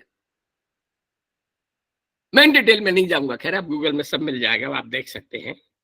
तो ये हुआ योग दर्शन। सांख्य योग न्याय दर्शन कणाद मुनि द्वारा, यदि मैं गलत नहीं हूं तो नहीं, न्याय दर्शन की जो था मुझे अभी याद नहीं आएगा। न्याय दर्शन के प्रतिपादन में कहा गया है कि ज्ञान को प्रमा और अप्रमा, right knowledge and wrong knowledge, अप्रमा जो राइट नॉलेज नहीं है, प्रमा और अप्रमा के भेद करने को, to distinguish between right knowledge and the wrong knowledge. Wrong knowledge सही शब्द नहीं है, अप्रमा ही कहना चाहिए, जो ज्ञान नहीं है। ज्ञान और अज्ञान में, ज्ञान और अज्ञान में भेद करने की जो प्रक्रिया है, उसमें प्रत्यक्ष, प्रमाण, प्रत्यक्ष वो कहना चाहिए, अनुमान, उपमान, प्रत्यभिज्ञा। और ये केवल भारतीय दर्शन की ही बड़ी खास बात है। हम आज भी जो सॉक्रेटिक या प्लेटो का लॉजिक पढ़ते हैं, उसमें 3 टर्म्स मानी जाती हैं। All man are mortal, Ram is, Socrates man, therefore Socrates mortal. हमारे यहाँ 5 टर्म्स मानी गई हैं। इसमें आगे आगे हम बढ़े यदि, इसमें मैं एक और बड़ी इंटरेस्टिंग बात बताता हूं। हमारे यहाँ तर्क करने की भी 10-12 प्रकार है। कौन सा तर्क सही है, कौन सा तर्क सही नहीं है, कौन सा ज्ञान सही है, कौन सा ज्ञान सही नहीं है, इसमें भी बड़ी रोचक बात बताई गई है। मैं केवल एक बात कहूं, बातचीत जो हम डायलॉग करते हैं, वो डायलॉग में भी हमारे 4 प्रकार होते हैं, वाद, विवाद, जल्प और वितंडा। कई बार हम जीतने के लिए तर्क करते हैं, कई बार हम दूसरे को हराने के लिए तर्क करते हैं, कई बार हम कहते हैं कि हम ही सही हैं, हम नहीं मानेंगे अपनी बात। इन सब में भेद किया गया है वाद, विवाद और जल्प और वितंडा के द्वारा। ये न्याय शास्त्र है। सांख्य योग न्याय वैशेषिक कणाद मुनि द्वारा था। गौतम जी ने बताया था न्याय, मुझे याद आ गया, गौतम जी ने न्याय शास्त्र बताया था, कणाद मुनि ने वैशेषिक दर्शन बताया था, दर्शन। द्रव्य, गुण, कर्म, सामान्य, विशेष, समवाय, अभाव में फिर झगड़े में नहीं पढ़ूंगा, इस सब में पूरा डिटेल में नहीं पढ़ूंगा, क्योंकि एक अलग विषय है। 2-3 लेक्चर्स में हम लोग पूरा वैशेषिक दर्शन पढ़ते थे। वैशेषिक दर्शन में फिर सांख्य दर्शन से थोड़ा अलग तरह से बताया कि दुनिया की चीजें कैसे बनकर आई हैं। पानी में 3 गुण हैं, सॉलिड का भी, लिक्विड का भी, गैस का भी। लेकिन यदि मैं कह लूं कि ये जो मेरे पास ये सामान है, ये जो सॉलिड है, इसमें लिक्विड का अभाव है, इसमें गैस का अभाव है, ये इसमें गैस नहीं है, तो अभाव भी एक गुण है। द्रव्य गुण 24 माने गए हैं, कर्म 5 माने गए हैं। द्रव्य, गुण, कर्म, सामान्य, कुछ चीजों की जनरल कैरेक्टरिस्टिक्स होगी है। ये दोनों का एक जनरल कैरेक्टरिस्टिक ये है कि दोनों सॉलिड हैं और दोनों का एक अपना और प्रॉपर्टीज है मैटर की। द्रव्य, गुण, कर्म, सामान्य, विशेष, हर चीज की कुछ अपनी अलग विशेषता है। ये गोल है, ये चौकोर है, ये अलग अलग जो इनकी विशेषता है। द्रव्य, गुण, कर्म, सामान्य, विशेष, समवाय, आपस में जो गुथा कैसा गया है। वो कहते हैं कि जब ताना और बाना बुना जाता है, जैसे कपड़ा बुना जाता है, कपड़े में ताना और बाना रहता है, देख वार्प एंड द वाफ्ट। उस ताने बाने में से सारी दुनिया की चीजें कैसे बुनी गई हैं, उसमें गुण, कर्म और सामान्य विशेषण सबको कैसे जोड़ के वस्तुएं बनी है, इस सब की चर्चा की गई है। खैर, सांख्य, योग, न्याय, वैशेषिक। अब जो आता है, पूर्व मीमांसा के 3 नाम हैं जो दर्शन है। पूर्व मीमांसा, पूर्व मीमांसा को केवल मीमांसा भी कहते हैं, पूर्व मीमांसा भी कहते हैं और कर्म कांड भी कह देते हैं। मीमांसा, पूर्व मीमांसा और कर्म कांड। उत्तर मीमांसा मतलब जो वेदों की अर्लियर इंटरप्रिटेशन है उसको मीमांसा में रखा गया, और वेदों की जो लेटर मीमांसा है, बाद की मीमांसा, बाद का विश्लेषण है, उसको उत्तर मीमांसा भी कहा गया, वेदांत भी कहा गया, और उत्तर मीमांसा, वेदांत और उपनिषद भी कहा गया। उपनिषद का एटाइमोलॉजिकल मीनिंग थोड़ा अलग है। उपनिषद, निकट जो बैठ पाए, पास में, निकट किसी टीचर के पास मिल बैठ के जो बात करते हैं, डायलॉग करते हैं, उससे जो हमें निकलता है वो सब उपनिषद में कहलाएगा। तो जैसा मैंने बताया था, उपनिषद 108 है। उत्तर मीमांसा, पूर्व मीमांसा जैमिनी साहब ने दिया था, उन्होंने व्याख्या किया था, कर्म कांड की बात की गई है। तो ये हो गए हमारे 6 दर्शन। 14वीं विद्या हमारे यहाँ न्याय दर्शन मानी गई है अलग से। न्याय दर्शन में जैसा मैंने बताया, लॉजिक एंड एपिस्टेमोलॉजी की बात की गई है, तर्क और कहना चाहिए ज्ञान मीमांसा की बात कही है। ज्ञान क्या है, अज्ञान क्या है, ज्ञान सही क्या है, गलत ज्ञान क्या है, इस तरह की बात इसमें की गई है। तो ये हो गई 14 विद्याएं, 4 वेद, 6 उपवेद, 11वां इतिहास, 12वां धर्मशास्त्र, 13वां दर्शन और 14 न्याय शास्त्र। कुछ लोग कहते हैं 4 विद्याएं और हैं, चलो जी हम उनके नाम भी जान लेते हैं। वो कहते हैं उपवेद हमारे यहाँ 4 माने गए हैं, वो 4 विद्याएं हो गई। उपवेद again subservient to the Vedas. Ayurveda, herbal medicine kind of हम कह सकते हैं, Ayurveda. Dhanurveda, the art of archery, art and science of archery, धनुष बाण करने की शिक्षा। Gandharva Veda, the art and science of music and dance, गीत, संगीत, वादन, ये सब गंधर्व वेद में आएगा। और स्थापत्य वेद, आर्किटेक्चर। यहां मुझे लगे हाथ एक किताब का नाम ध्यान आ जाता है, मैं उसका विवरण जरूर दूं आपको। कर्नाटक में एक है श्रवण बेलगोल, वहां की महारानी थी पट्ट महादेवी शांतला, 3 वॉल्यूम में उनकी किताब है। मैं लगे हाथ इस समय बाई चांस मेरे पास 2 वॉल्यूम है, क्योंकि मैं बहुत बड़ा 30 मार्क का नहीं हूं, लेकिन पूरी विनयशीलता से कहूंगा कि मेरे कमरे में इस समय 5000 के करीब किताबें हैं, 18-20 अलमारियों में। पट्ट महादेवी शांतला, इसके लेखक हैं सी के नागराज राव। पट्ट महादेवी शांतला, इसमें एक महारानी की बात की गई है जो फिलोसफी में, हिस्ट्री में, गंधर्व विद्या में, वेद विद्या में, स्थापत्य विद्या में, धनुर्वेद में, आयुर्वेद में, फिलोसफीज में, 6 दर्शन में, 14 विद्याएं, 18 विद्याओं की वो मास्टर मानी जाती है, पट्ट महादेवी शांतला। अपने रेयर है कि एक महिला 18 विद्याओं की मास्टर हो और उसने इन विद्याओं का बाकायदा प्रमाण दिया। ये हिस्टोरिकल एक बड़ा इंटरेस्टिंग ग्रंथ है अपने आप में। चलिए जी, अब तीसरे हिस्से पर हम आते हैं, समय कम है, मैं जल्दी से आगे बढ़ूं।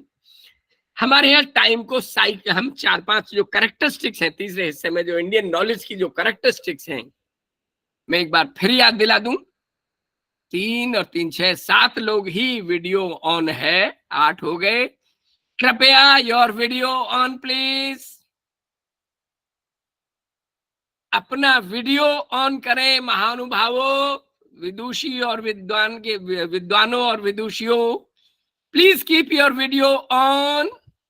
हाँ, अब कुछ रौनक आ रही है। General characteristics of Indian knowledge system, हमारे यहाँ टाइम साइक्लिक माना गया है। हमारे यहाँ जगह जगह दीवार पर लिखा देखा होगा सतयुग आएगा। पहले सतयुग था, फिर त्रेता युग आया, फिर द्वापर युग आया, फिर कलयुग आया और वापस सतयुग आएगा। वेस्टर्न सिस्टम में लीनियर माना गया है कि टाइम बढ़ रहा है तो बढ़ता ही जाएगा, बढ़ता ही जाएगा, बढ़ता ही जाएगा। इस बारे में एक बड़ी इंटरेस्टिंग किताब है, मैं आपको फिर वो कहूंगा कि a brief history of time, मुझे इस समय नाम याद नहीं आ रहा, बड़ा गूगल में बहुत प्रसिद्ध नाम है मेरे पास उसका, ओके कई लेक्चर्स हैं अभी, बस वो इमीडिएटली नहीं आ पाएगा। A brief history of time बहुत शानदार पुस्तक है। उसने कहा कि टाइम कब आया, टाइम से पहले टाइम कब था, टाइम कब शुरू हुआ। खैर, हमारे ये 4 वर्ण माने गए हैं। आर के मुखर्जी की किताब में जो व्याख्या है मैं वो बताऊंगा। जो आप आधुनिक अपभ्रंश जो गलत मीनिंग लिए जाते हैं मैं उनमें नहीं जाऊंगा। जो प्रेजेंट में प्रैक्टिसेस है मैं उनमें झगड़े में नहीं पड़ूंगा, मैं उनकी बात नहीं करूंगा। मैं केवल और केवल इतिहास में जो इनका वर्णन जिस तरह से बताया गया मैं उसकी बात करूंगा। ब्राह्मण, क्षत्रिय, वैश्य और शूद्र ये 4 वर्ग माने गए हैं, 4 वर्ण माने गए हैं।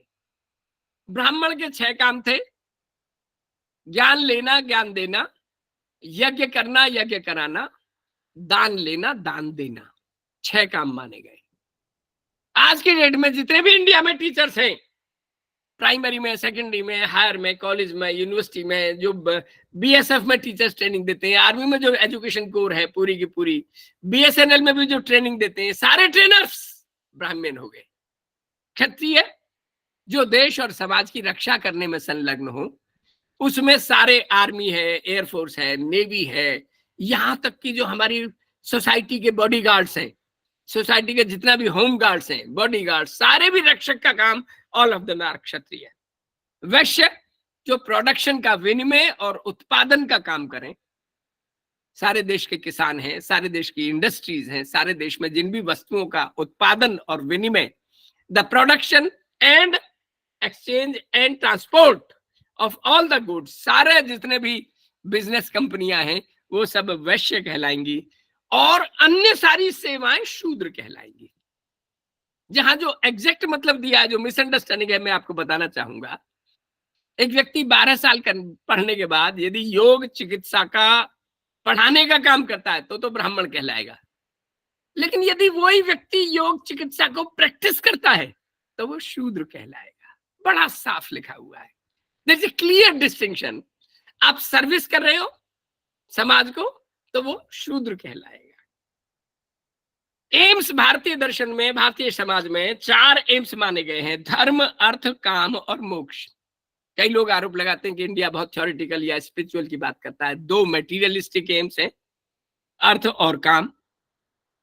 अर्थ इकोनॉमिक्स, काम डिजायर्स, डिजायर्स में हमारे यहाँ फिर कर्मेंद्रिय और ज्ञानेंद्रिया, और एक मन, मतलब 11 इंद्रियां मानी गई हैं हमारे यहाँ। तो 11 इंद्रियों के लिए जो सामान लाने देने का काम करते हैं वो काम हो गया, अर्थ और काम।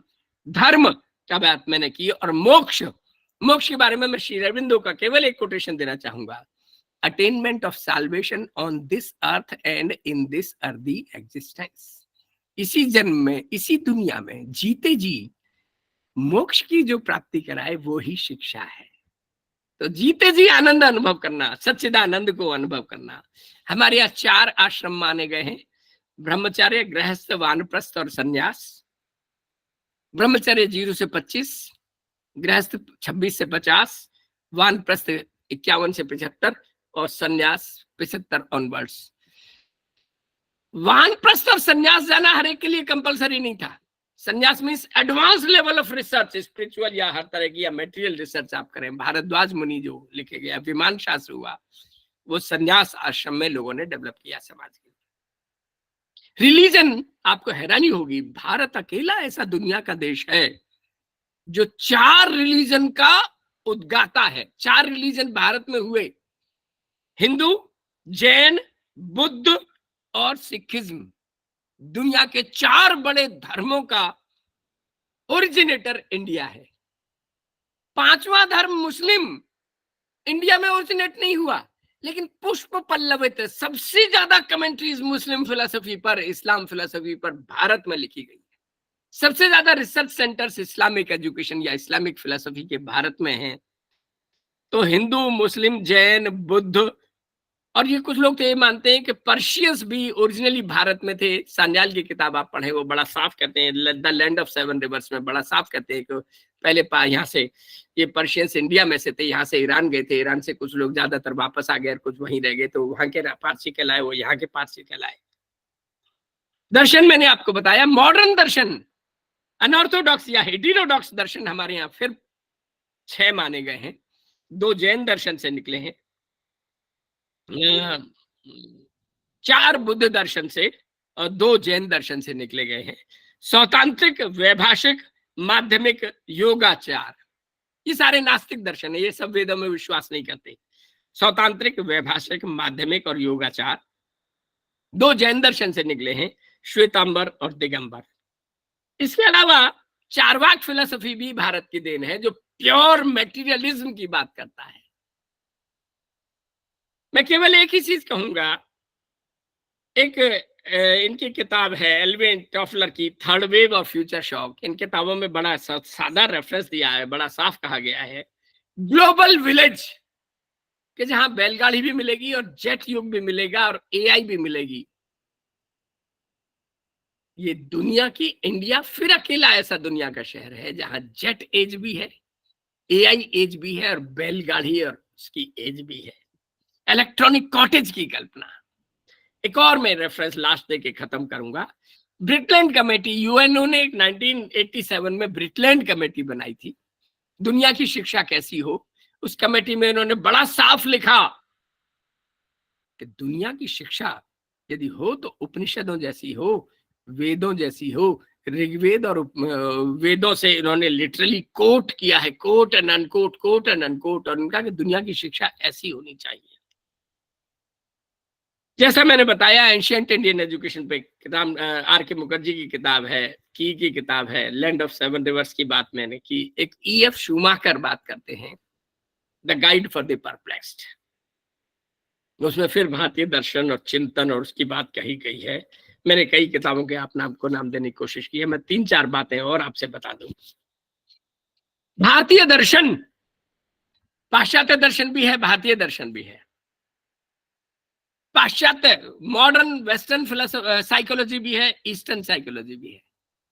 हमारी अपना इतिहास, हमारा Indian economics, Indian history, Indian political science, Indian commerce हमारे यहाँ मिलती है। वृक्षायुर्वेद के रूप में इंडियन बॉटनी मिल जाती है हमारे यहाँ। मेटलर्जी, पीसी रे साहब की मेटलर्जी पर किताब बहुत प्रसिद्ध है। दुनिया का पुराना, सबसे पुराना मेटलर्जी का इंडिया में डेवलपमेंट हुआ। विमान शास्त्र भारद्वाज ऋषि ने डेवलप किया था। कालिदास में मेघदूत की बात की गई है। पुणे के फिजिसिस्ट हैं एक जयंत विष्णु नार्लिकर, अभी जिंदा है, अभी बेंगलोर में रहते हैं। वो पूना में रहते थे, पहले बेंगलोर में रहते थे। उनके कहने पर एक सज्जन आए थे, उन्होंने बताया, बड़ा लंबा चौड़ा, लंबी कहानी है, मैं बिल्कुल कट इट शॉर्ट करूं। मेघदूत में जिन बादलों की बात की गई है, वो कहते हैं, वो प्रोफेसर साहब कहते हैं कि कोई जमीन से वहां पहुंच ही नहीं सकता, केवल वायुयान से ही जाया जा सकता है। तो निश्चित रूप से विमान शास्त्र वहां था। मैं जल्दी से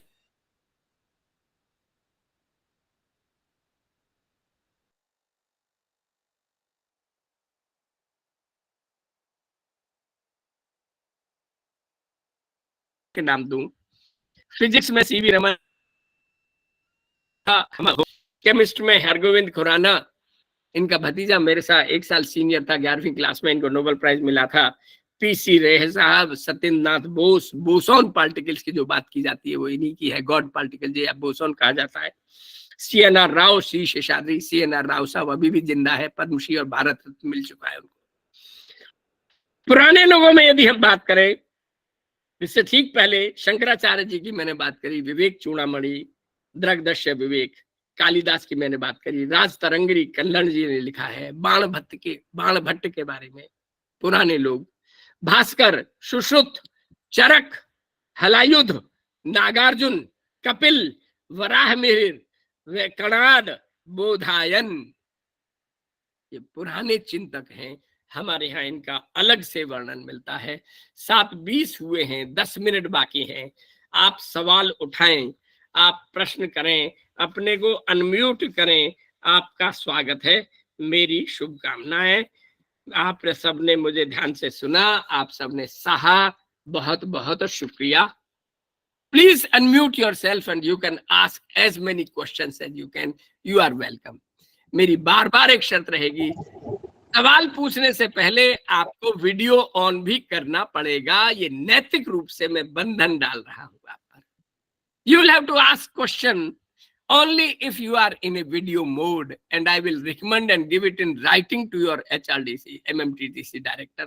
Please instruct them to keep them on their video mode all the time. आप लोग सवाल पूछें, आपका स्वागत है।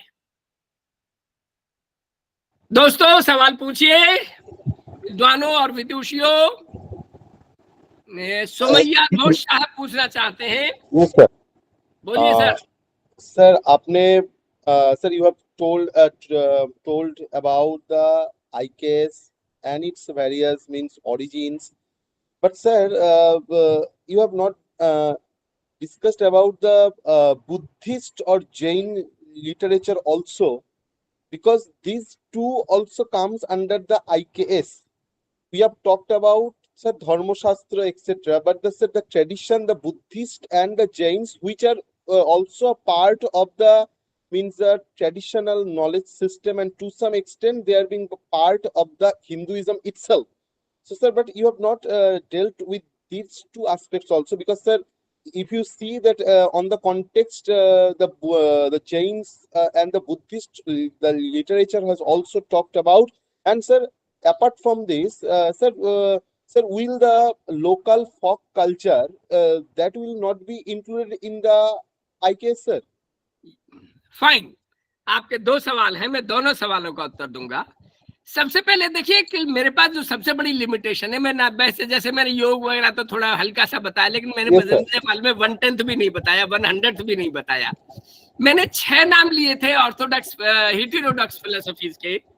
4 जो हैं वो बौद्ध दर्शन पर आधारित हैं, 2 जैन दर्शन पर आधारित हैं। यहाँ मैं बौद्ध दर्शन की फिर मैं बात करूं, मैं बौद्ध दर्शन 5-6 लेक्चर्स में पढ़ाया करता हूँ सारी उम्र एमएड वगैरह में। शुरुआत में एक्चुअली बौद्ध दर्शन आप कहें महायान और हीनयान में बटा। महायान और हीनयान से फिर 4 दर्शन बने, सौतांत्रिक, वैभाषिक, माध्यमिक और योगाचार। ये चारों बौद्ध दर्शन हैं, चारों की अलग अलग इंटरप्रिटेशन है। यदि आप डॉक्टर राधाकृष्णन की किताब पढ़ें तो उसमें बड़ा साफ लिखा है, सन 200 ईस्वी के आसपास एक बहुत बड़ी वैशाली में यह समय सभा हुई थी, जिसमें 218 प्रकार के बौद्ध मत थे। मैं झगड़े में नहीं पढ़ूंगा, लेकिन वो बड़ा साफ कहते हैं बौद्ध मत और भारतीय दर्शन जो प्राचीन रहा है उसमें आपस में इतना ज्यादा इंटरसेक्शन और इंटरमिंगलिंग हुआ। कई बार शांकर का जो वेदांत था और ये सौतांत्रिक, वैभाषिक, माध्यमिक, योगाचार, इनमें आपस में इतना इंटरमिंगलिंग रहा है, इतने प्रकार हैं, उनको बात करना 1-1.25 घंटे में संभव नहीं है। ठीक इसी तरह से मैं 2 बातें और करूंगा। जो जैन है, जैन दर्शन के 2 अंग माने गए। शुरुआत में मेन जैन दर्शन था, हालांकि जैन के 24 तीर्थंकर थे। पहले तीर्थंकर आदि नाथ जी थे। ये जो 24वें तीर्थंकर महावीर जैन साहब हैं, इनके काल के बाद में ही सीधे 2 हिस्सों में बट गया था, श्वेतांबर और दिगंबर। फिर इनमें हम झगड़ा हो जाएगा, इनमें फिर 2 हिस्सों में बटा, 13 पंथ और नवतेरा पंथ। ठीक इसी तरह मैं डिटेल में नहीं जाऊंगा। जो इस्लाम है, इस्लाम फिलोसफी 2 हिस्सों में बटी, शिया और सुन्नी। फिर अगले 2 हिस्सों में बटी बोहरा समाज। फिर अगले 2 हिस्सों में बची दाऊदी बोहरा एंड बोहरा समाज। फिर अगले 2 हिस्सों में बची एक और आया असगर अली इंजीनियर वाला समाज।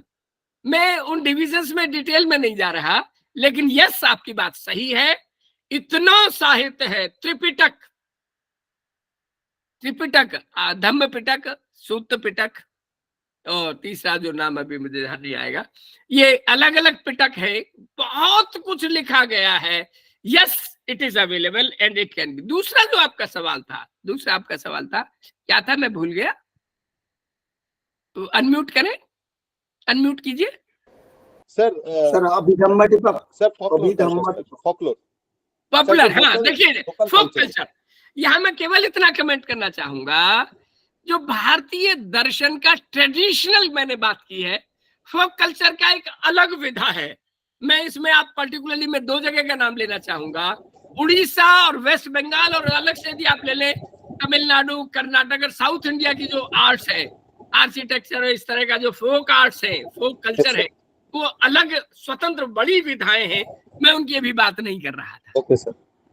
श्री SK अशरफ अली साहब, अशरफ अली साहब आप कुछ कहना चाह रहे थे? जी सर, वो जो ऑन करें प्लीज, मोहम्मद ऑन टिकट करें है sir, video on please sir, sir, video on करें। कोई और साथी सवाल पूछे, वीडियो ऑन हो जिनका। Hello friends, if somebody wants to ask question, you are welcome. Problem होता है वीडियो में सर। सर, ये problem, you are a college and a university teacher, you will have to solve this problem yourself, my dear friend. पूछे sir, आपका कुछ में चेहरा देख पा रहा हूँ, बहुत बहुत शुक्रिया। सवाल पूछे sir.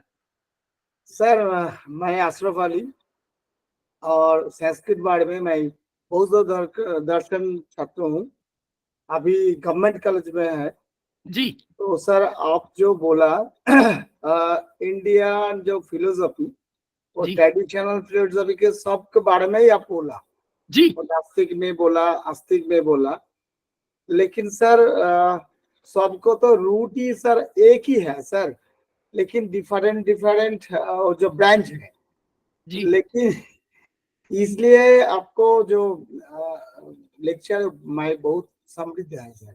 Thank you sir. Thank you, thank you, wonderful. देखिए, इसमें मैं केवल एक कमेंट करूंगा, जो उपनिषद का दर्शन है, सत्य एकम अस्ति विप्र बहुधा वदंती, जो ब्रह्म की कल्पना की गई है, मॉर्निज्म की जो बात की गई है, शंकराचार्य का जो अद्वैत है, और इस्लाम फिलोसफी का जो मॉर्निज्म है, आपकी बात 100% सही है, वो एक ही है काफी हद तक। है कोई और सवाल उठाएं मेरे दोस्त, फ्रेंड्स? कोई और साथी, वीर या वीरांगना, कोई और विदुषी या विद्वान सवाल उठाएं? अभी 2 मिनट बाकी हैं मेरी घड़ी में। कोई सवाल नहीं? सर, जैसे पारंपरिक जो शिक्षा है, पहले जो योगेश शिक्षा, सिंह जी, हाँ सर, जो सर। पारंपरिक शिक्षा है सर, उसे हम आधुनिक शिक्षा के साथ कैसे जोड़ सकते हैं सर, उसे कैसे उपयोगी बना सकते हैं? बहुत बढ़िया सवाल उठाया है सर, बहुत बढ़िया सवाल। इसका सबसे आसान तो सवाल यह है सर, 2-3 बातें हैं इसमें। NEP 2020 में एग्जैक्टली यही बात कही गई है। वो कहा कि हमें ancient wisdom and modern knowledge दोनों चाहिए, वी वांट बोथ। इसी तरह मैं कहिए, यदि मैं कह सकूं कि हमें वेदास उपनिषद भी चाहिए, आर्टिफिशियल इंटेलिजेंस भी चाहिए। ठीक इसी तरह से मैं केवल एक ही चीज कहूं कि मैं और आप सारी अपने बच्चों के साथ, अपने समाज के साथ, अपने टीचिंग्स में, अपने लर्निंग्स में अपने आप के भविष्य को, भविष्य का नहीं, वर्तमान और पुराने को खंगालें, हिस्ट्री का अध्ययन करें, हिस्ट्री में से सबक लें। हम अपने, और कुछ नहीं, मैं बिल्कुल पर्सनल बात कर रहा हूँ, हम अपने जो सेक्ट है या जो कास्ट है या जो रिलीजन है, उसके ओरिजिन में ही जाएं। मैं केवल एक एग्जांपल दूंगा। आचार्य विनोबा भावे ने कुरान लिखी है। दिल्ली के इमाम ने, आचार्य विनोबा भावे 13 भाषाओं में लिखते थे और 13 भाषाओं में उन्होंने किताबें लिखी हैं। दिल्ली के इमाम ने उसमें कमेंट किया है, उनकी गीता प्रवचन की किताब में, सॉरी कुरान की किताब में। दिल्ली के इमाम साहब कहते हैं कि कोई सच्चा मुस्लिम भी इतनी शानदार व्याख्या कुरान की नहीं कर सकता। तो मैं एक ही चीज कहूंगा, हम क्लासिक स्क्रिप्चर्स को पढ़ें, अपने बच्चों को पढ़वाएं, और कुछ नहीं, सबसे आसान पंचतंत्र की कहानियां पढ़ें, हम बच्चों को पढ़वाएं। They are a wonderful treasure of nature. जब तक हम ये नहीं कर पाएंगे, हमें अपने आप को खोजना होगा, अपने आप को ढूंढना होगा। इसीलिए टेक्निकली ये रेनेसां पीरियड कहलाएगा। My best wishes, good luck. आप सब लोगों ने मुझे सुना, आप सब लोगों ने मुझे सहा, मेरी शुभकामनाएं। मैं धन्यवाद सर, बहुत बहुत थैंक यू सर। धन्यवाद सर गुलाम आपका। मुस्तफा मंडल साहब कुछ कह रहे हैं। गुलाम साहिब मंडल साहब कुछ कहे। हेलो, आप ऑडियो ऑन करें सर, आपका ऑडियो ऑफ है, म्यूट कर रहे हैं आप, अनम्यूट करें। गुलाम साहब की दिक्कत। हाँ, बोले sir, Sir, I have a peculiar question. Please. My question is that once upon a time, Nalanda and Takashila University was the center of Buddha religion. Yes So one traveler, Hyun-sang, came from China in India yes to seek and study the religious book of the Buddha religion. Yes yes That time, the Buddha population was in large. Yes. But at present, where the Buddha religion are decreasing, sir? This is my peculiar question. Very interesting. With all humbleness मैं कहूंगा, मैं और ज्यादा comment नहीं करूंगा। अहिंसा का बुद्ध मार्ग जब भी बौद्ध दर्शन ने तोड़ा, बौद्ध दर्शन में अवनति हुई। एट वन टाइम, मैं बहुत लूज कमेंट नहीं करूंगा, बौद्ध दर्शन का जो सेंट्रल फिलोसफी थी नॉन वायलेंस की, जो बुद्धा ने प्रीच की, उसमें बाद में प्रॉब्लम्स आ गई and some of the Buddha kings politically इसको मिस इंटरप्रेट किया और बहुत ज्यादा वायलेंस में हुए, इसलिए बौद्ध दर्शन एक झगड़े का केंद्र बन गया था। You will find the answer to this question in the history of development of Buddhism. Yes, thank you very much. My best wishes, good luck, I will take of you. नमस्कार। नमस्कार सर। धन्यवाद। Thank you, sir. नमस्कार।